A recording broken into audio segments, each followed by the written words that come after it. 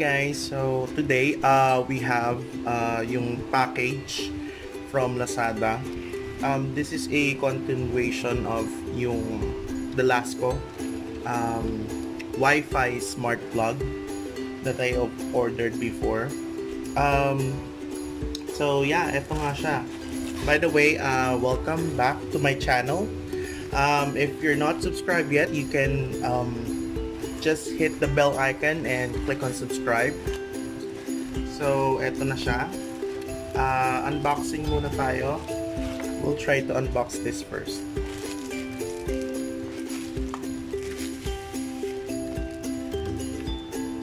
So, eto siya. With receipt.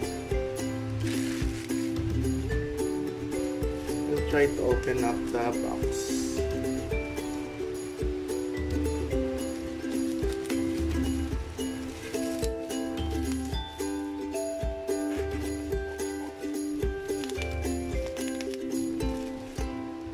So as you can see guys, eto siya. The Lasco Smart Wi-Fi plug. Ito siya.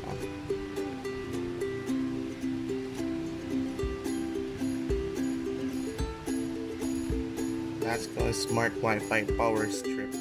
Guys, eto siya. We will try to open up the box now. Again, it's this Lasco Smart Wi-Fi power strip. So, ito muna tayo sa specs. It's a smart Wi-Fi plug. Works with Alexa, Google Home, If This and That, tsaka Google Assistant. Ayan yung mga specifications niya. Maximum load 15 amps, cable 1.5 meters, USB output. Because it also has USB output here if you would like to charge. Cable length 1.5 meters. For the Wi-Fi, it works with 2.4 gigahertz network. So we'll try that later. Maybe it's not working with 5, but we'll check still. So we're gonna unbox it now.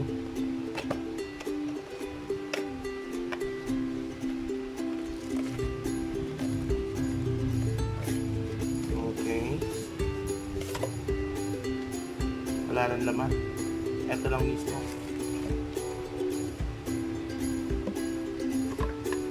So, ito na siya.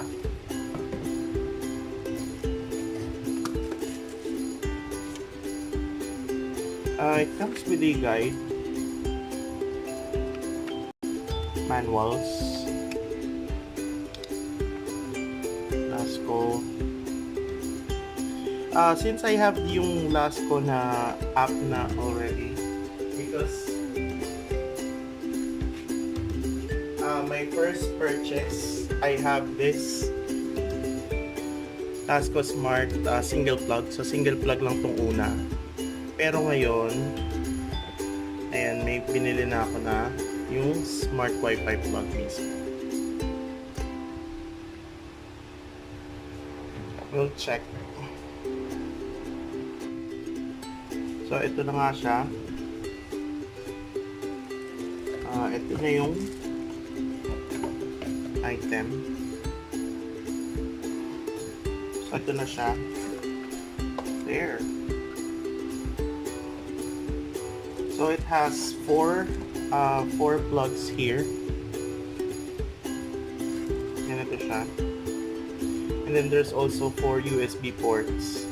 So, what's good here is once na naisaksak na natin siya, okay, we will do the setup process, and then I'll show you guys kung paano natin siya ma-install dito sa ating Lasco app.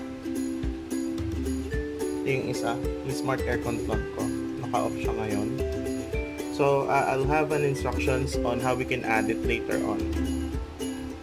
Stay tuned guys. So ayan na guys, kakasaksak ko lang sa kanya ngayon. You see it's blinking blue on there. We'll check the app if madedetect na siya. So we'll try to add on the Lasco app. And then this is a, let's see, power strip. Ito. So we'll use this power strip Wi-Fi. So ito may instruction siya.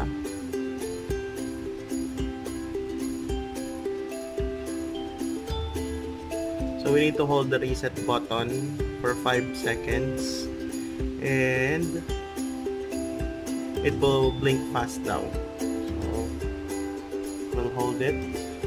1, 2, 3, 4, 5. Matay. Oh, it's just like that. Siguro pagkabukas natin, siguro dapat nakaano na siya. Ready to be set up. So 1, 2, 3, 4, 5. Kasi sabi dapat fast blinking daw. There. Ayun guys. Fast blinking na siya. So we can continue on the app. We'll try. So we'll connect it na sa aming Wi-Fi. By the way, I'm trying to connect here sa 5 GHz. Let's check if makaka-connect naman siya.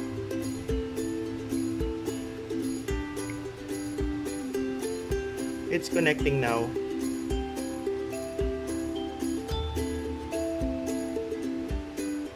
By the way, shout out dito sa aking lamp. This is a Xiaomi Mi lamp. It's also a smart lamp wherein I can control this using the Mi app. It changes colors. Pwede ka mag-set ng timer kung kailan siya mag-off and on. Just like this smart plug.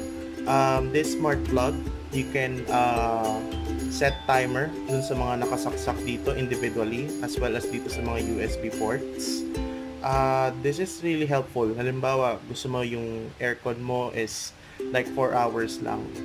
Tapos, pagka turn off nun, automatic na iset mo yung timer kung kailan mag-on yung electric fan. So, parang hindi ka nagigising para lang iset or i-off yung aircon and then i-on yung electric fan. It's automatic na basta you're connected to your Wi-Fi and naka-on yung etong device. So, right now it's on 59%, 60%. So we're just waiting for this to be set up. So guys, ayun, hindi siya gumana sa 5 GHz kasi nag-retry siya. So I'm checking with our 2.4 GHz network and let's see. It's connecting now again. Ayan. So it's fast blinking. Etong ilaw na to, that means na it's ready to be set up. We're waiting, we're on 12%, 13%. Mabilis naman siya. By the way, while we're waiting, ito uli yung specs niya dito. Oh, ayun. Bilis niya Smart power strip. Ayan na siya. Rename ko lang siya for a moment.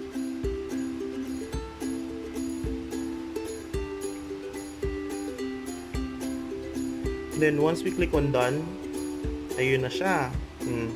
You can check here yung different switches. Ano ba, ito yung 4 switch dito. 1, 2, 3, 4. Which you can turn it on or turn it off. As well as yung sa USB. Isang switch lang yung sa USB. There. Let's turn it. Not sure if it's on. On na siya. Ayun. Ayun And then if you'd like to switch off yung isa, halimbawa itong switch 4. Ayun, namatay Namatay yung ilaw dito.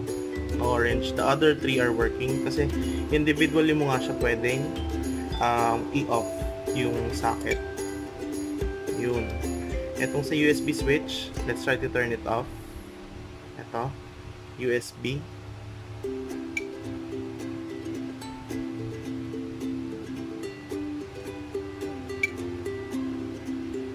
Ayaw niya mag-off. Let's check. Itong sa switch 1, let's try. on or off. Ayun, naka-off na siya ngayon. So, we'll try to turn it on. On uli siya.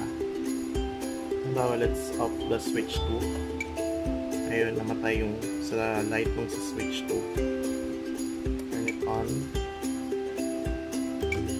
Eto, ayun, in-off ko yung sa USB. Ano siya. Ito, nag-off na yung light dito. Pag in-on ko ulit siya, mag-on to. Ayun, nag-on siya ulit.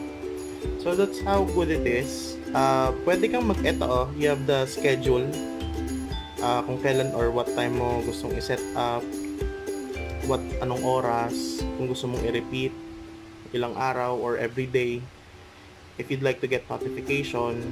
You can also rename yung mga switch. Halimbawa, switch 1, nakalagay is lamp. You can just rename